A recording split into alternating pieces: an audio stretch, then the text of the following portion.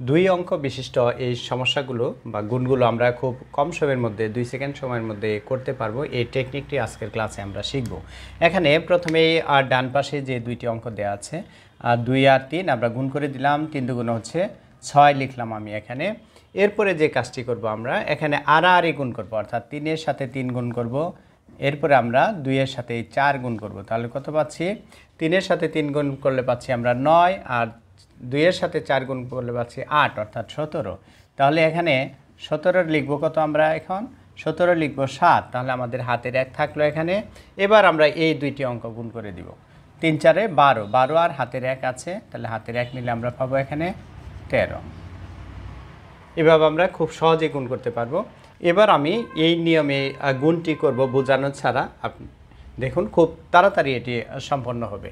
তাহলে 3 4 12, 2 হাতের হলো 1, এদিকে আছে কত? 4 4 16 আর 3 দ্বিগুণে 6, 16 আর 6 হচ্ছে 22, 22 আর 1 23 3 হাতের হলো 2। এবার আমরা এটা গুণ করে দিব। তাহলে আছে 4 দুগুণে 8, 8 আর 2 10, অর্থাৎ 43 আর 24 যদি আমরা গুণ করি তাহলে হয় 1032। এটা আমরা দুইবারে না করে একটি লাইনে সমাধান করতে পারি।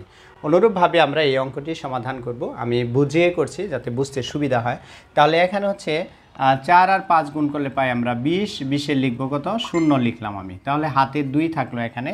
এবার আমরা যে কাজটি করব আড়াআড়ি গুণ করব। আড়াআড়ি গুণ করলে এখানে হবে 5 6 30, আর এদিকে গুণ করলে পাচ্ছি আমরা কত? 4 দুগুণে 8, 30 আর 8 যোগ করলে পাচ্ছি আমরা 38, আর এখানে হাতের 2 ছিল অর্থাৎ 40। তাহলে 40 আমরা এবার লিখব কত? 40 লিখব 0, তাহলে হাতের হচ্ছে কত? 4।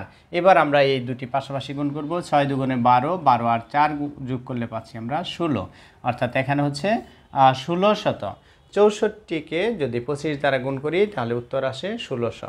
এইভাবে আমরা দুই অঙ্ক বিশিষ্ট গুণের ক্ষেত্রে কিন্তু খুবই অল্প সময়ে গুণগুলো সম্পন্ন করতে পারি। ডিয়ার ভিউয়ার্স, পরবর্তী ভিডিও পেতে আশা করি চ্যানেলটি সাবস্ক্রাইব করে রাখবেন। সেই সাথে ভিডিওটি ভালো লাগলে আশা করি একটি লাইক দিবেন। সবাইকে ধন্যবাদ জানিয়ে আজকের মতো এখানে ক্লাস শেষ করছি। আল্লাহ হাফেজ।